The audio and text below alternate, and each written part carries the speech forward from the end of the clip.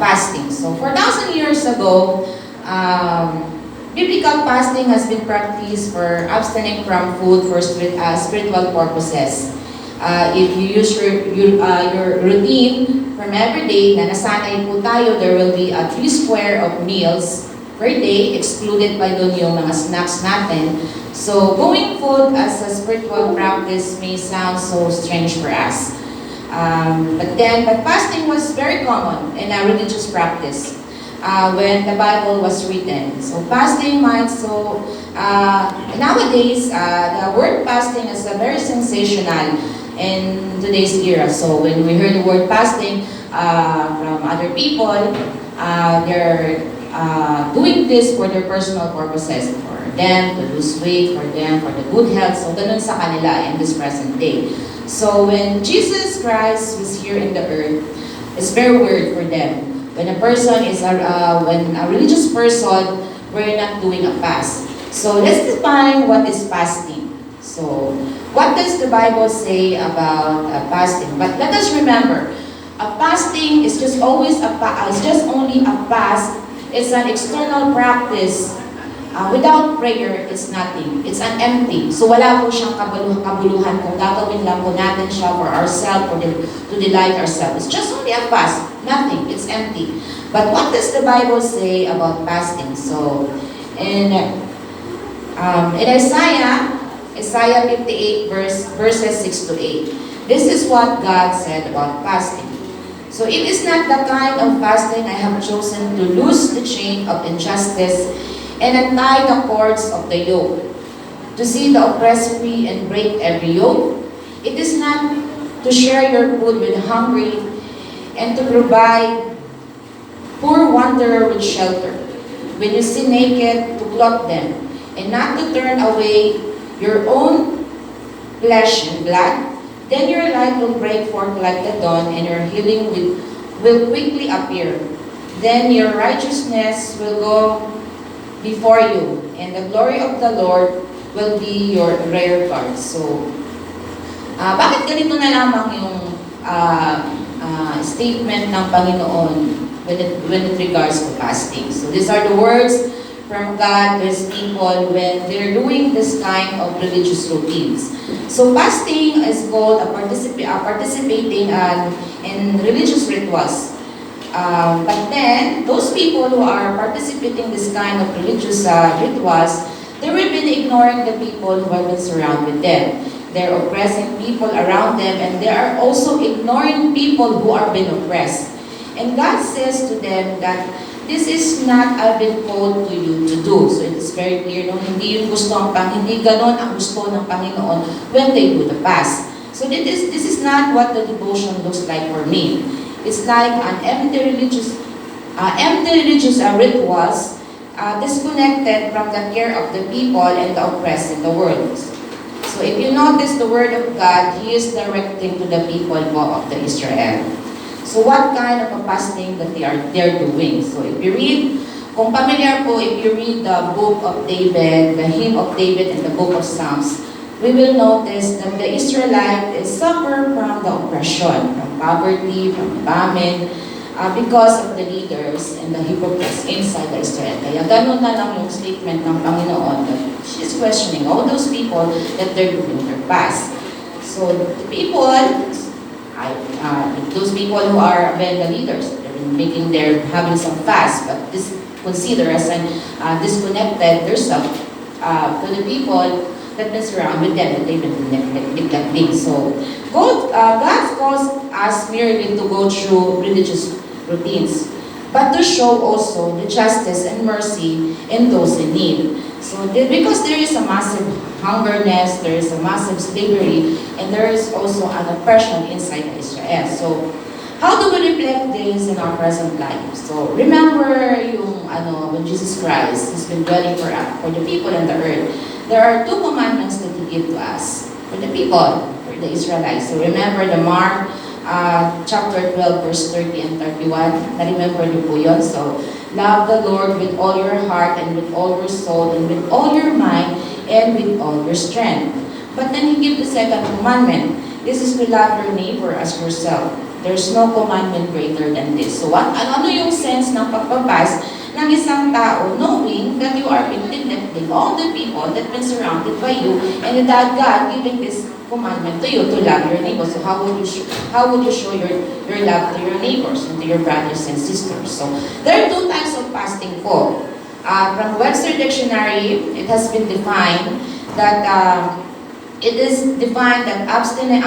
abstinence from solid food or nutriments, especially in observance of the religion practice. So, but then, water is not included in this kind of fasting. There is also the one that we call, there is also complete fasting. So, a complete fasting is defined a period from the time the intake of solid foods extending through time, hunger pangs disappear. It will be the stoppage of the food from 3 to 3 days.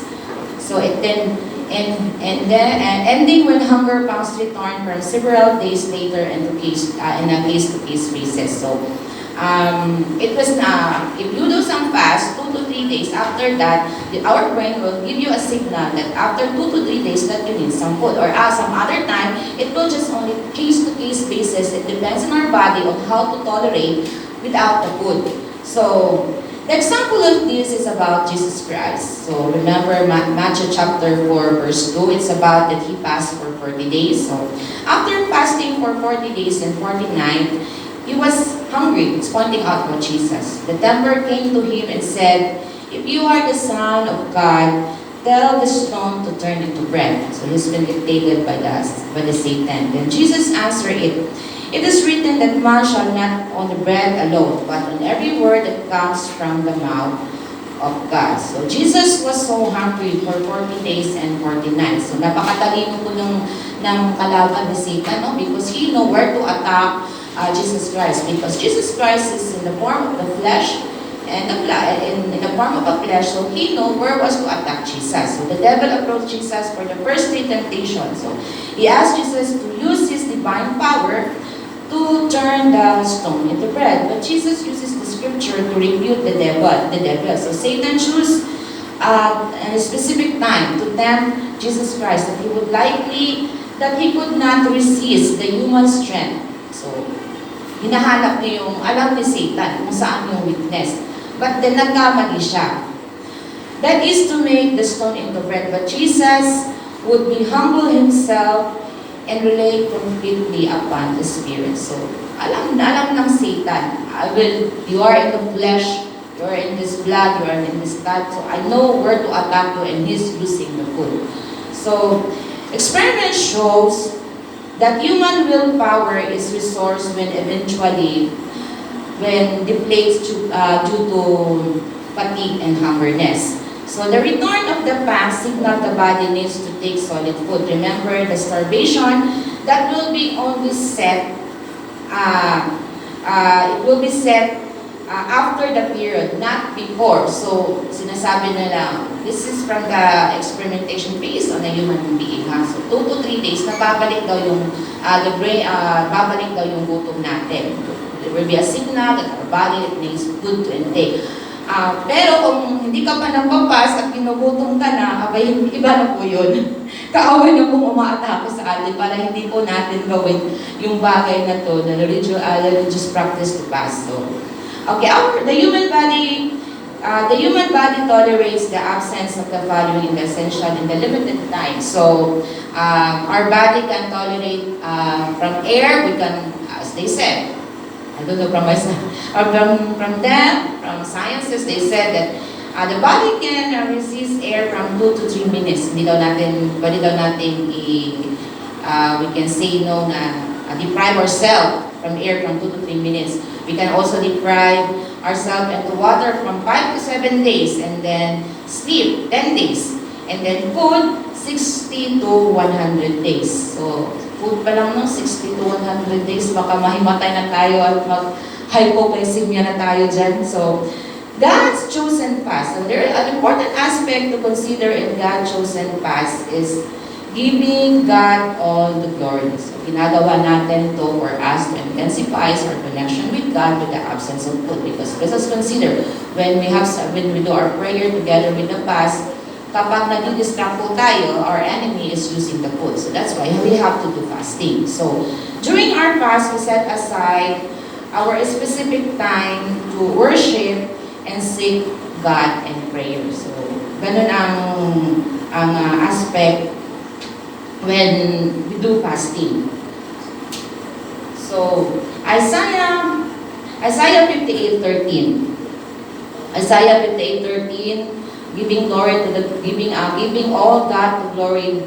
It says that if you keep your feet from breaking the Sabbath and from doing as you please on a holy day, if you call the Sabbath a delight to the Lord's holy day, honorable, and if you honor it by not going on your own way and not doing as you please or speaking idle words. So remember, no? Let's always remember, fasting is always been accompanied with prayer. At yun, kasama doon ang Sabbath day. So Prophet Isaiah is addressing Israelites who were observing the Sabbath in a legalistic and superficial manner. So he is admonishing them to honor the Sabbath day as a holiday and not to treat it as an ordinary day to pursue our own pleasure and interest. So kagaya natin, we are here because we want to be with the Lord, and this is how that we honor Him.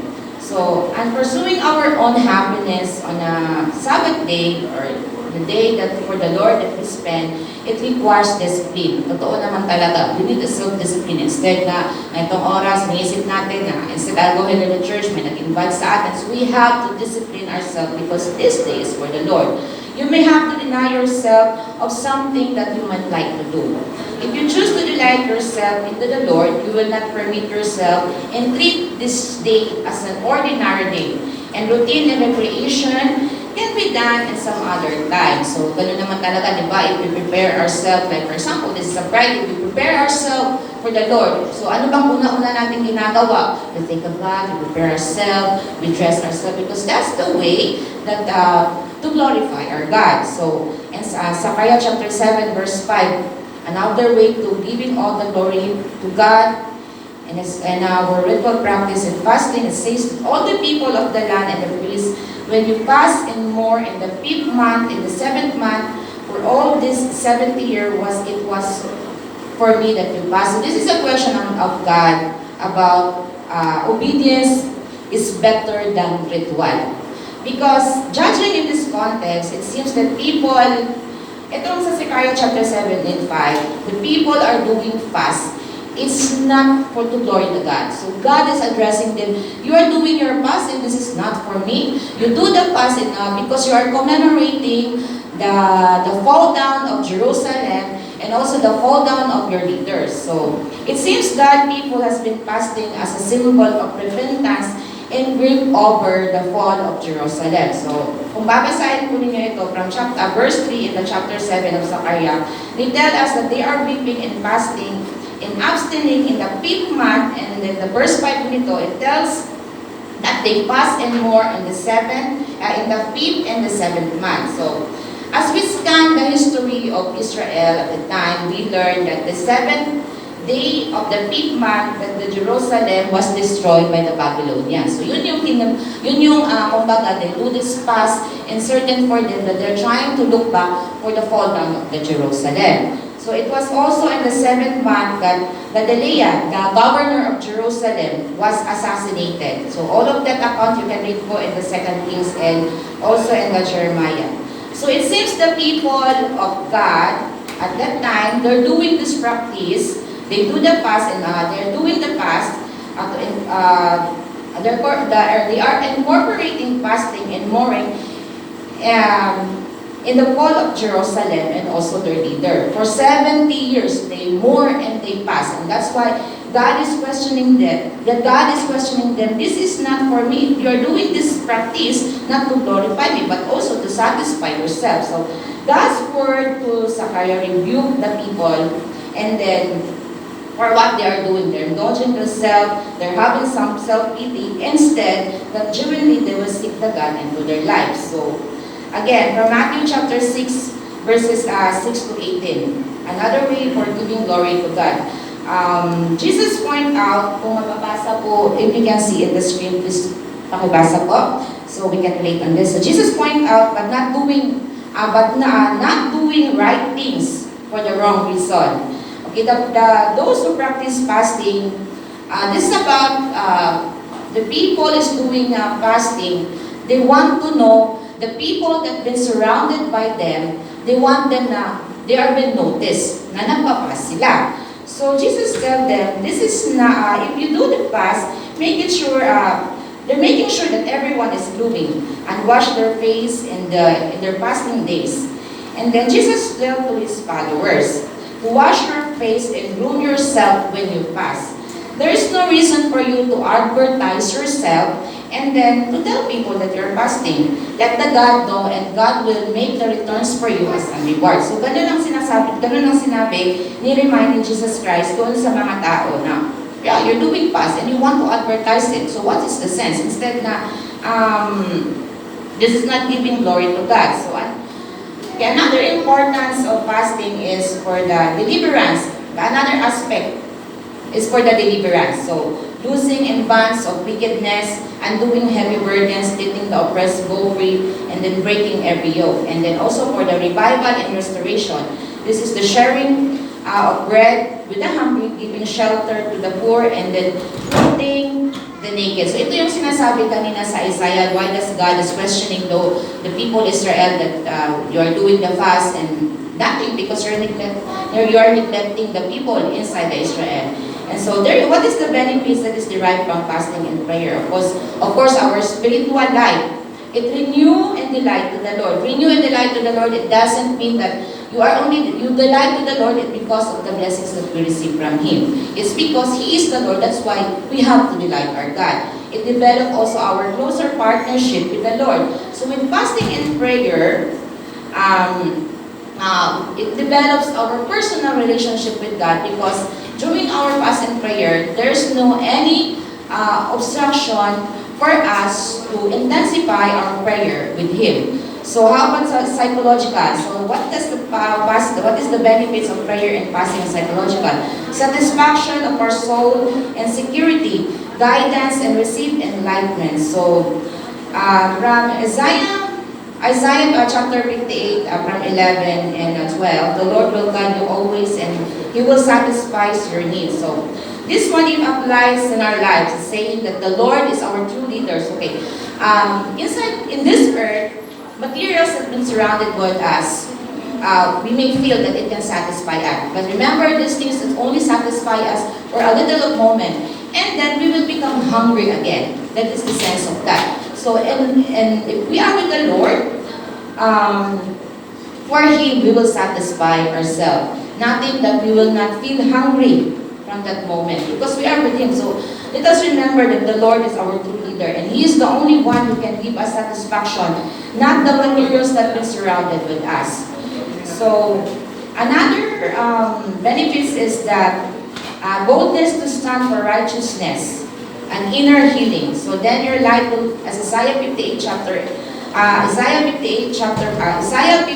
verse 8, the light will be break forth like dawn, and your healing will quickly appear. Then your righteous will go before you, and the glory of the Lord will be where your God. So this is about the convey that the promise of God's, the guidance, the provision, and the restoration of ourselves. So this verse assures us that God's appearance continues in the source of strength and nourishment. So yun nga, hindi lang naman tayo nabubusog doon sa pagkain na nandito sa mundo. The Word of God and to be with the Lord is enough for us for the source of our strength and for our nourishment. So what are the biblical accounts that we can find in the Bible about fasting? Well, there is also the one-day fasting about the Day of Atonement, where there is the people of Israel for one day they fast and they repent. And then the day of the battle, that is when the Gideon gathered 32,000 Israelites to fight the Midianites, is about 135,000. And they fast at that day, for one day. And then God commanded the people of Gideon that they will just only send 300 men. And then they conquered the Midianite, those army that are 135,000. So ganun ka-powerful ang fasting. But it always accompanied with prayers. And the 3-day fast, it's about Jonah. Jonah was practically compelled to fast and change his outlook and submit to the Lord's instruction. And then Paul and Jews resulted in the deliverance of the Jewish nation. And then about Paul. So remember Paul, before he became Paul the Apostle, he was the Saul who persecuted the followers of Christ.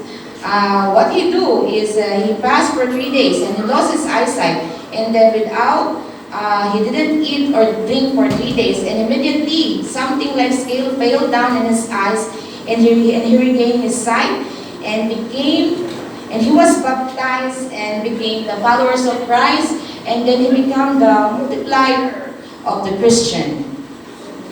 That is how that is how the fasting is powerful. It was already there. It's written in the Bible. It's only for us if we believe and if we apply it in our life. So there's also the 21-day fasting about Daniel, who received the revelation of the future and events. And after fasting for 3 weeks, then we have also the 40 days. So about Moses, that he keeps strong in the presence of God as he was being transcribed. That is from Exodus 34, verse 28. And then Elijah keeps strong by the power of God for 40 days until he reached the Horeb, the mountain of God. And then we will highlight the fasting of Jesus Christ. This is about his 40 days fasting. That for 40 days fasting, he overcome the temptation. So Jesus Christ been tempted in the wilderness for 40 days and 40 nights. Jesus Christ faces the 3 temptations from Satan. Each is temptation to lure Christ and abusing his power to take immediately what God the Father had promised to provide later. So Jesus resists all the temptation using the quote of Deuteronomy, that is refusing the devil in the earth against the plans of God the Father. And finally, Jesus refused to worship the devil in exchange for the kingdom of the earth. And he told the devil to leave, and then the angel came and ministered to him. So, how do we relate fasting in ourselves? How do we relate this one in ourselves as we do fasting and prayer? So, let us always remember that temptation is certainly for everyone. Wala po siyang pinipili. Maging kami nakatayo dito, maging kayo po na nakaupo dyan, at nakikinig, temptation is always everywhere. So, hunger is the representation of human wants.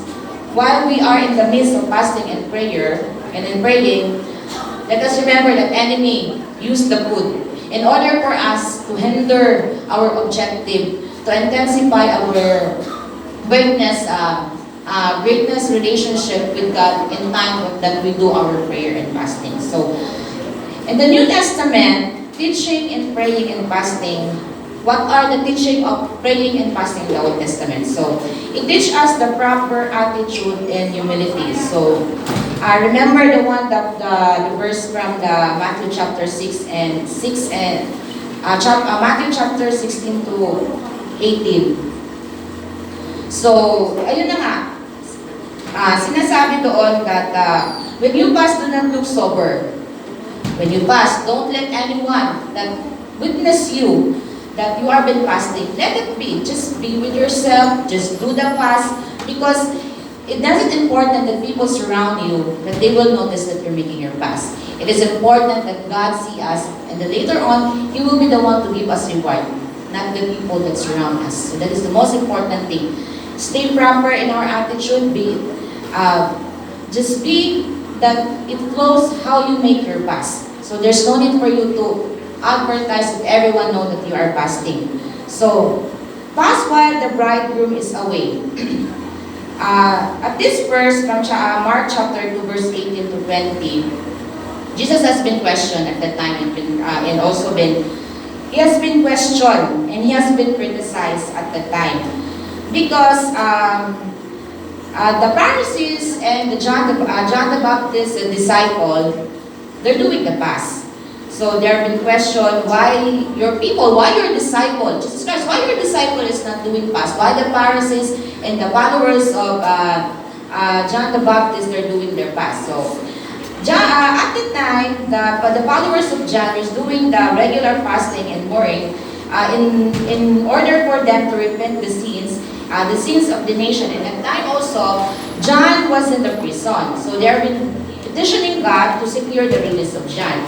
So Jesus answered them that, according to Jesus, it is what Jesus answered for them.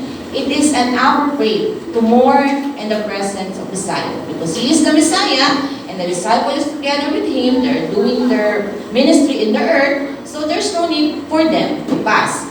So it is a time for celebration, like the week-long feast of the Jewish wedding. So there's no time for more, it's a time for celebrations. What is the benefits of fasting? Number one, it will strengthen our faith. And then, if you remember this one, there was a time, and that is in the Matthew chapter 17, 20 to 21, when Jesus was been away in the mountain, together with Peter, James, and John. There was a little boy who was being possessed, who experienced some seizure. So the remaining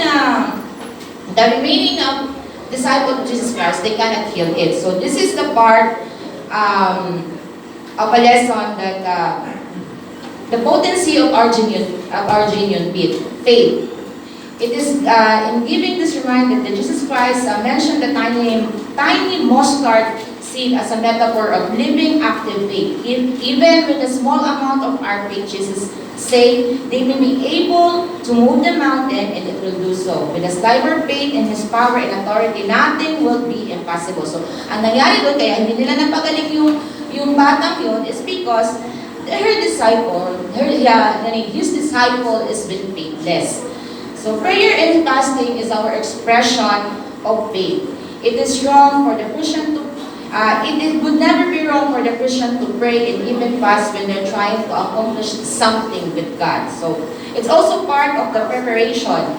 So for 40 days, and after the baptism of Jesus Christ, and then He was been fast for 40 days and 40 nights, Jesus started His ministry and began teaching in the synagogue and perform a miraculous healing. So the benefits of fasting, another benefits of fasting and fasting is about guidance. In Acts chapter 13 verses 2 to 3, this about that fasting can be symbolized. Fasting from food can be a way to discipline our body and symbolically remove oneself from the distraction. Ayun na nga, no? When we pray, our enemy is using food in order for us to distract ourselves, to intensify our connection with the Lord. So, conclusion po tayo, medyo madali kasi 30 minutes lang po eh. So, ayun na nga, sow and reap the benefits of prayer and fasting. Pray and fast for your deliverance and from vices and oppression. So, ayun na nga, from Isaiah, what we learned. Jesus command the people of Israel, you fast, you are doing fast, it become empty because you are been disconnected with the people around you. So, biblical fasting, let us remember that biblical fasting is not about that. It's not about a hunger strike between you and God. So it is easy to think that fasting is a way for us to add an extra oomph of our prayers, extra excitement, because when we do our fast, that accompanied with prayer, it always been there that the presence of the Lord is with us because there's no such distraction. So, but biblical fasting is not as much as how God responds to our prayers. So let us remember that we will not think, oh yeah, I do the fasting. I pray with fast. How does the God will answer my prayer? That's the way how we think ourselves. Fasting with prayer is more about how we bring our prayer to God. Let us always remember on that. So, if you long for a deeper relationship with God, and if you face a crisis in the situation and you're in a situation where it needs some special attention, adding a fast in our prayer is a way has even to seek Him in more earnestly in ourselves. So if you make fasting as a regular part of a relationship, if you're making fasting as a regular part of relationship with God, let us remember that we will not regret about it. So let us always remember that you will seek me, as God has said, you will seek me and find me when you seek me with all your heart. That's from Jeremiah 29:13. So, maybe from other person, they will think that fast is so hard for them, especially pag bago po sila. But let us practice on this, that when we pray, adding fasting in our prayer can help us kumbaga, ilapit natin yung sarili natin sa Panginoon without any distraction, because Satan, our enemy, he will use many distraction in order for us to cut ourselves going to the Lord. Thank you, and good morning po.